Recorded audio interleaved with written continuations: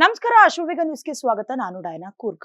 Billionaire Mukesh ಅಂಬಾನಿಯವರ ನಾಯಕತ್ವದಲ್ಲಿ Reliance Industries Limited future brand ಸೂಚ್ಯಾಂಕ 2024ರಲ್ಲಿ 2ನೇ ಸ್ಥಾನವನ್ನ ಪಡೆಯುವ ಮೂಲಕ ಮಹತ್ವದ ಮೈಲುಗಲ್ಲನ್ನ ಸಾಧಿಸಿದೆ. ಭಾರತೀಯ ಕಂಪನಿಯು ಐಟಿ ದೈತ್ಯ ಆಪಲ್ ಅನ್ನ ಹಿಂದಕ್ಕೆ ಇಕ್ಕಿ ಈ ಪ್ರಸಿದ್ಧ ವಿಶ್ವಾದ್ಯಂತ ರೇಟಿಂಗ್ ನಲ್ಲಿ ಮೊದಲ 3 ಸ್ಥಾನಗಳಲ್ಲಿ ಸ್ಥಾನ ಪಡೆದಿರೋದು ಇದೇ ಫಸ್ಟ್ ಟೈಮ್. ಫ್ಯೂಚರ್ ಬ್ರಾಂಡ್ ಸೂಚ್ಯಾಂಕವು ವ್ಯವಹಾರಗಳನ್ನ ಹಣಕಾಸಿನ ಕಾರ್ಯಕ್ಷಮತೆಗಿಂತ ಹೆಚ್ಚಾಗಿ ಬ್ರಾಂಡ್ ಅನಿಸಿಕೆಯ ಆಧಾರದ ಮೇಲೆ ನಿರ್ಣಯ ಆಗತ್ತೆ. RIL ನ ಬ್ರಾಂಡ್ ಸ್ಥಾನೀಕರಣ, ಗ್ರಾಹಕರ ನಂಬಿಕೆ ಮತ್ತು ಇಂಧನ, ಟೆಲಿಕಾಂ ಮತ್ತು ಚಿಲ್ಲರೆ ವ್ಯಾಪಾರದಂತಹ ಕೈಗಾರಿಕೆಗಳಲ್ಲಿ ಕಾರ್ಯತಂತ್ರದ ಸುಧಾರಣೆಗಳು 2023ರಲ್ಲಿ 13ನೇ ಸ್ಥಾನವನ್ನ 2024ರಲ್ಲಿ 2ನೇ ಸ್ಥಾನಕ್ಕೆ ಬರೋದಕ್ಕೆ ಪ್ರಮುಖವಾದಂತಹ ಕಾರಣ ಅಂತ ಹೇಳಬಹುದು.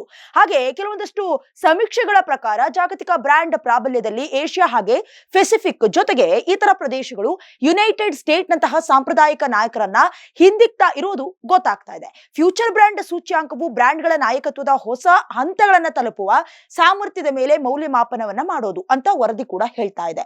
2023ರಿಂದ 4 ಸ್ಥಾನ ಮೇಲಕ್ಕೇರಿ 2024ರ ಶ್ರೇಯಾಂಕದಲ್ಲಿ ಸ್ಯಾಮ್ಸಂಗ್ ಅಗ್ರಸ್ಥಾನವನ್ನ ಪಡ್ಕೊಂಡಿತ್ತು. ದಕ್ಷಿಣ ಕೊರಿಯಾದ ಕಂಪನಿಯು ನಿರಂತರ ಸುಧಾರಣೆ ಮತ್ತು ಸ್ಥಿರತೆಯ ಮೂಲಕ ಬಲವಾದ ಬ್ರಾಂಡ್ ಜೊತೆಗೆ ನಿಷ್ಠಾವಂತ ಗ್ರಾಹಕ ನೆಲೆಯನ್ನ ಕೂಡ ನಿರ್ಮಿಸಿದೆ. ಮುಖ್ಯವಾಗಿ ಆಪಲ್ಗಿಂತ ರಿಲಯನ್ಸ್ ಹೆಚ್ಚು ಜನಪ್ರಿಯ ಬ್ರಾಂಡ್. 2023ರಲ್ಲಿ ಅಗ್ರ ಸ್ಥಾನವನ್ನ ಅಲಂಕರಿಸಿದ್ದ ಆಪಲ್ ಈಗ 3ನೇ ಸ್ಥಾನದಲ್ಲಿದೆ. ಬ್ರಾಂಡ್ ಸ್ಥಿರತೆ, ಗ್ರಾಹಕರ ತೊಡಗಿಸಿಕೊಳ್ಳುವಿಕೆ ಮತ್ತು ಯೋಗಕ್ಷೇಮಕವಾಗಿ ಅದು ಇನ್ನೂ ಹೆಚ್ಚಿನ ಅಂಕಗಳನ್ನ ಪಡ್ಕೊಂಡಿದೆ.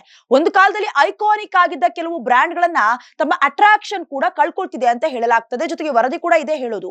ಉದಾಹರಣೆಗೆ ಬೋಯಿಂಗ್ 2014ರಲ್ಲಿ 12ನೇ ಸ್ಥಾನದಲ್ಲಿತ್ತು. ಜೊತೆಗೆ ವೋಕ್ಸ್ ವ್ಯಾಗನ್ ಇದು 2014ರಲ್ಲಿ 17ನೇ ಸ್ಥಾನದಲ್ಲಿತ್ತು. ಆದ್ರೆ 2024ರ ಪಟ್ಟಿಯಲ್ಲಿ ಈಗ ಅದು ಇಲ್ಲವೇ ಇಲ್ಲ.